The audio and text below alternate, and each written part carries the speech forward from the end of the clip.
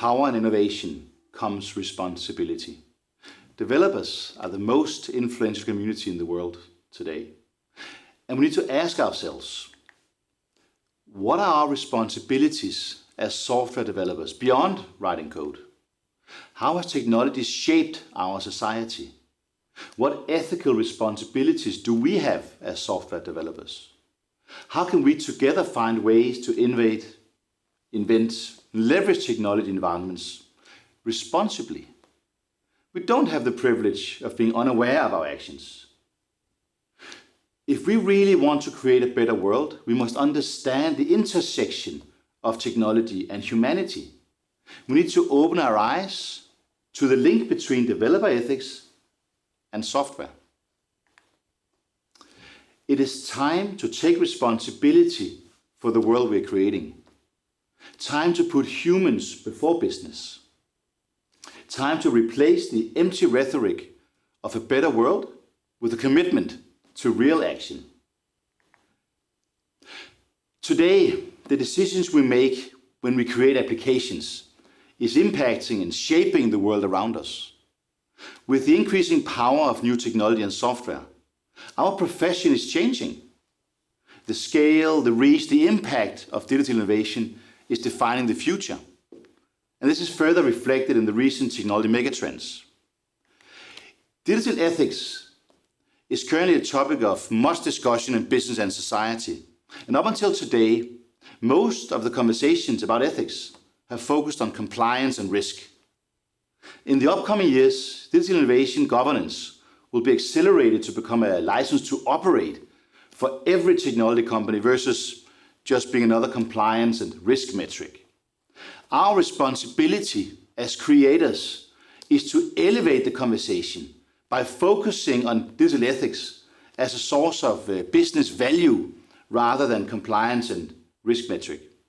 And a way to achieve this is to ensure that digital ethics is an essential part of the development process through concrete mechanisms. Now the question becomes, how does Milestone look into digital ethics? Well, digital ethics is about doing business in a responsible way. This applies to how a company thinks and behaves to ensure that technology is used for the common good and for the benefit of society. This is why Milestone for responsible technology is one of the most important agendas for the company.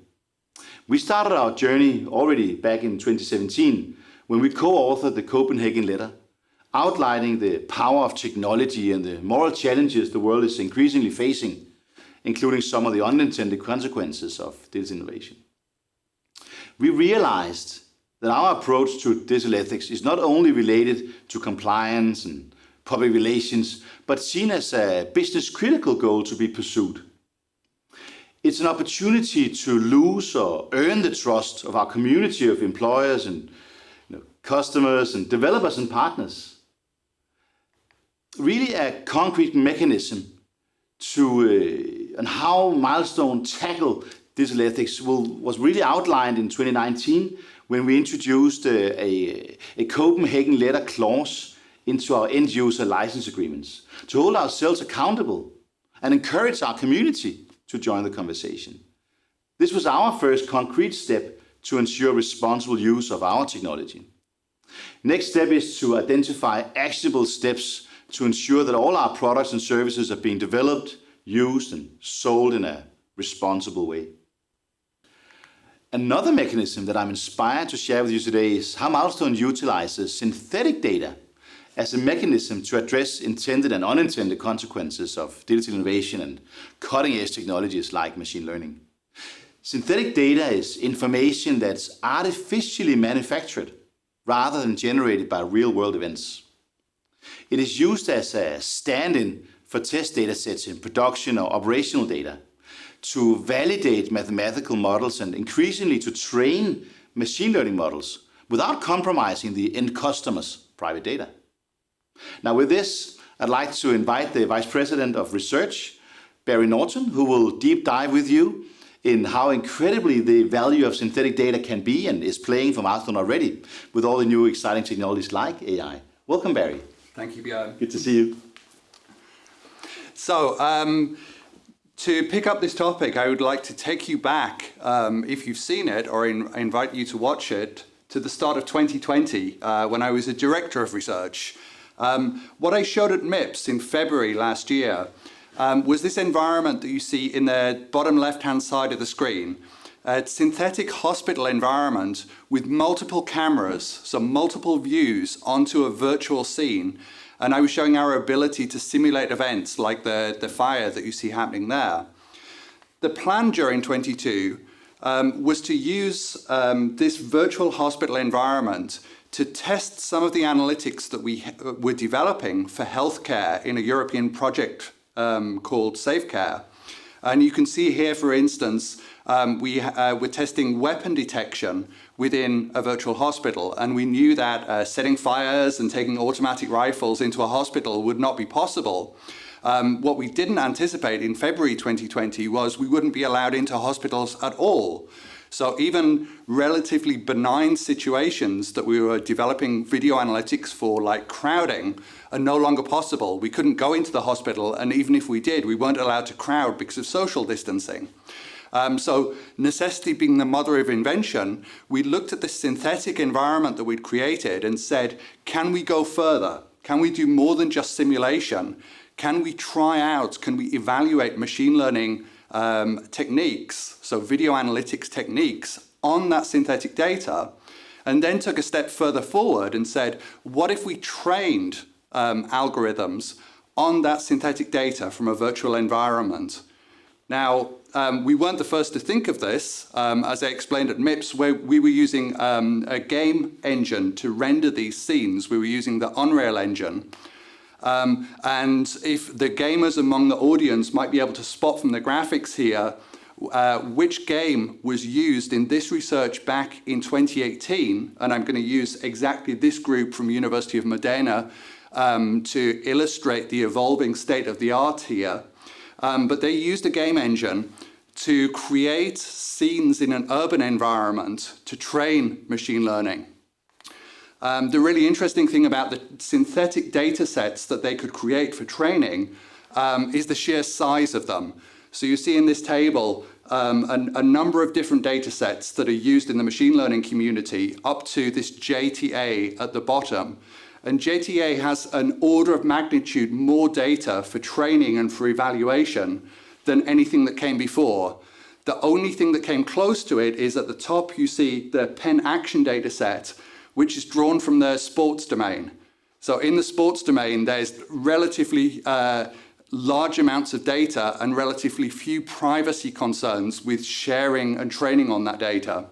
And Milestone are very proud to have sponsored in this intermediate time, in this COVID time, the production of the SoccerNet 2 dataset. So we've put resources into gathering and training this sports-related data set, but that's relatively niche, the kind of things that you can train. What one would really want is security and safety-related situations, especially within buildings and urban environments. And you can see that JTA had the ability to produce a lot of data for training in that area. Why is the amount of data that one can produce important? To explain that, I would step back and talk about machine learning a little bit. One of the fundamental data sets that was used as a benchmark for computer vision for a long time was called NIST. It's from the US government department of the same name, and it was ultimately drawn from census takers, so government employees filling in numbers in tables. The numbers that they hand wrote were scanned, and you can see here in this version of the NIST dataset called MNIST, they're nicely aligned so they all fill a square of the same shape, and you have in each row here multiple examples of zeros and ones all the way through to nines. Now, deep learning was that technique that emerged to achieve not just human level performance on spotting the right numbers, but actually superhuman performance. That was one of the first early results of deep learning. Around the same time, you have companies like Microsoft saying, there are an enormous number of photos uploaded online. People love uploading their pets. So there's lots of potential training data there. But what you need is the labeling. So in the NIST data set, you could say all of these are zeros, all of these are ones. Some sort of labeling for this data set would be, these are all cats and these are all dogs. And indeed, that was a task that a lot of people trained in those early days on. Microsoft's insight was to say, well, when people upload photos, they don't attach quality metadata to them. We can't rely on the user to have done that. But lots of people are using captchas. So they're solving these short puzzles in order to prove that they're a human for security online.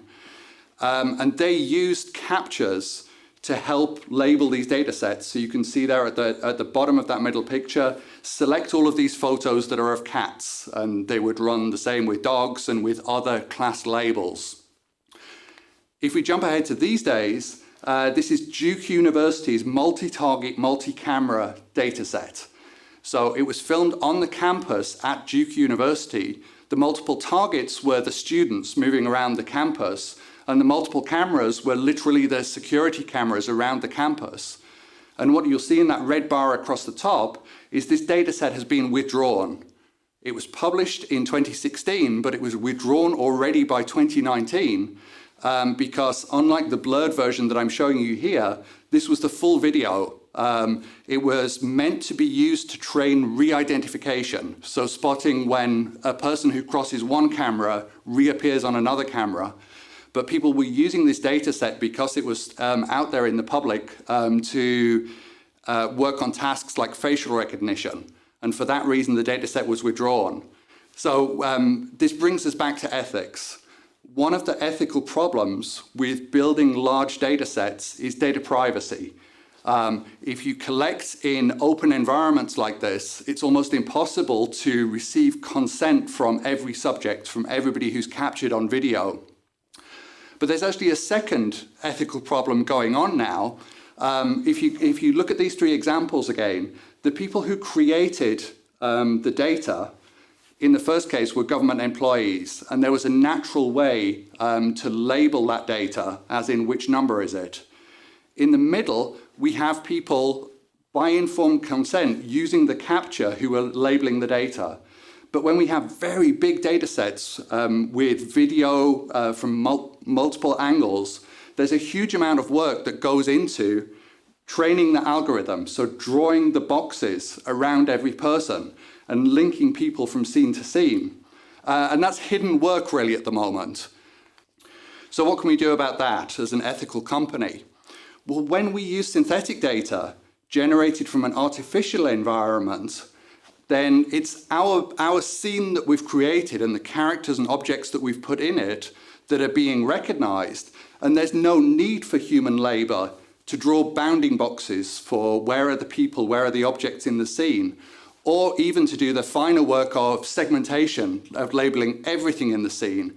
There's no need for someone to work out what the 3D coordinates were that are represented in that camera view, because all of these have been generated from a model that we created. The same way we know the identity of every character and every object. We know the class. We know whether we put a car there or a bicycle or a truck, and attributes attached to those. And in the human case, that's the diagram here, we even know what pose the human is in, where their limbs are, where their heads are, because we generated that data synthetically. So we avoid a lot of that low-skilled work. We avoid this tendency towards the digital sweatshop. But if you're like me, you might ask, okay, but how useful is this synthetic data compared to video? Is this a second best? That's why I'm really interested in some of the more recent work of the group that I was talking about. So here, for instance, you see one of the problems that you've probably seen if you use video analytics in security industry is if you try to run people tracking, a big problem is occlusion. When one person covers another, it's difficult to carry on tracking and keep the identities straight. What we can do with synthetic data set generation is actually produce that occlusion. So in each of these examples, on the right-hand side, you see the unoccluded person, and on the left-hand side, you see a synthetically introduced occlusion. And none of these people are real. There's no privacy concern here. These are all generated.